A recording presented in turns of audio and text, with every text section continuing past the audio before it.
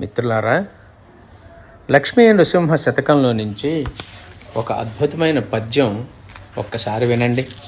ఇందులో కవి ఏం చెప్పదలుచుకున్నాడంటే, ఈ భూమిలో ఉండు మనుష్యుల్ని బట్టి వాళ్ళు చేసే తప్పులు తెలుసుకొనకుండా నేడు తమ ఇష్టం వచ్చినట్లు సంచరించుచున్నారు అని ఈ యొక్క పద్యం యొక్క భావార్థం. దీనిని కవి ఎంత చక్కగా చెప్పాడో ఒక్కసారి విందామా. పసరంబు పంజైన పశుల కాపరి తప్పు, ప్రజలు దుర్జనులైన ప్రభుని తప్పు. పసరంబు పంజైన పశుల కాపరి తప్పు, ప్రజలు దుర్జనులైన ప్రభుని తప్పు. భార్య గయ్యాళైన ప్రాణనాథుని తప్పు, తనయుడు దుడుకైన తండ్రి తప్పు. సైన్యంబు చదరిన సైన్యనాథుని తప్పు, కూతురు చెడుగైన మాత తప్పు. పసరంబు పంజైన పశుల కాపరి తప్పు, ప్రజలు దుర్జనులైన ప్రభుని తప్పు.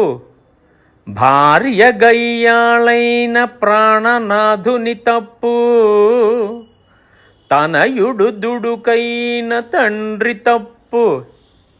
సైన్యంబు చదరిన సైన్యనాథుని తప్పు, కూతురు చెడుగైన మాత తప్పు.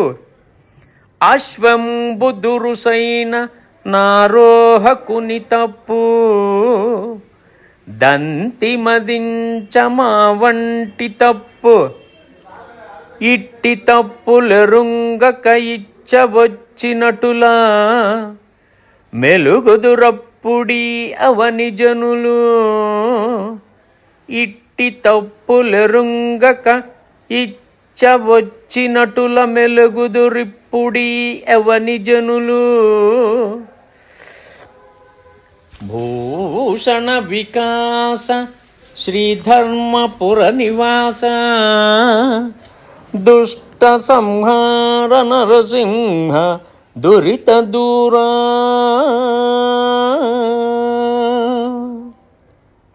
దీని అర్థం ఏంటంటే, ఓ నరసింహ, పశువు చెడ్డదైన ఎడల తప్పు పశులు కాయువానిది.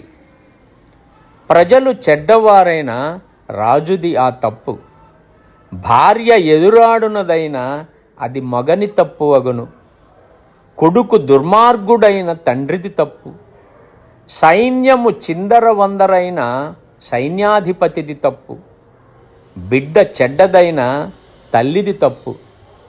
భూమి యందుండు మనుష్యులిట్టి తప్పులు తెలుసుకొనకుండా నేడు తమ ఇష్టం వచ్చినట్లు సంచరించుచున్నారు అని దీని భావార్థం. లక్ష్మీ నృసింహ మమదేహి కరావలంబం. సర్వే జనా సుఖినో భవంతు. సమస్త సన్మంగళాని భవంతు.